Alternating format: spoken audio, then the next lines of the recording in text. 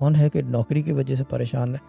تو میں کیونکہ وہ صبح کا ٹائم ہوتا ہے تو عجیب کیفیت جو ہے نا ذہنی وہ ڈفرینٹ ہوتی ہے. اس وقت میں جب بھی اوائڈ کرتا ہوں بات کرنا.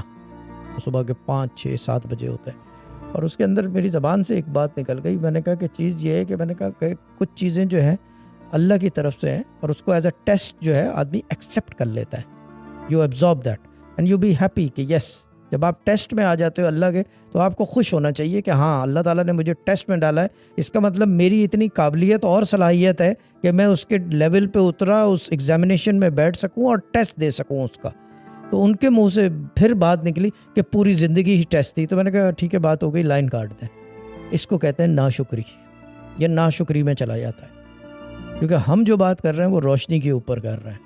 ہم جو بات کر رہے ہیں وہ روشنی کے اوپر کر رہے ہیں کیونکہ میرے خیال سے وہ برسوں کے اندر پہلا آدمی ہوگا جس کو میں نے یہ کہا ہے کہ جو نظر آیا میں نے بتا دیا کہ جی یہ ٹیسٹ ہے آپ کا. اب وہ کہہ رہے ہیں کہ جی ہماری تو پوری زندگی ہی ٹیسٹ ہے. تو پھر کیا کریں بھائی؟ پھر تو یہ کہ آپ اللہ کے یہاں جو ہے آپ میں صلاحیت اور قابلیت نہیں ہے کہ اس کو ایکسیپٹ کر سکو کہ yes I am in his test and I accept it and I will absorb whatever he gives to me and I will walk through it because he is with me. کیونکہ یہ نہیں ہو سکتا کہ کیا کہتے ہیں وہ test میں ڈالے اور آپ کا ساتھ چھوڑ دے. یہ ہو ہی نہیں سکتا. کچھ نہیں تو انویجیلیٹر تو ہوگا نا جو ٹیسٹ کو دیکھے گا کہ یہ پاس ہوا ہے یا فیل. تب یہ باتیں یہ بیسیکلی پرانی صوفیوں والی باتیں تھیں مگر وہ رہی نہیں اب یہ کہ ہر چیز کو کیا کہتے ہیں گاڑی چوری ہو گئی, اللہ کی طرف سے امتحان ہے بیٹا.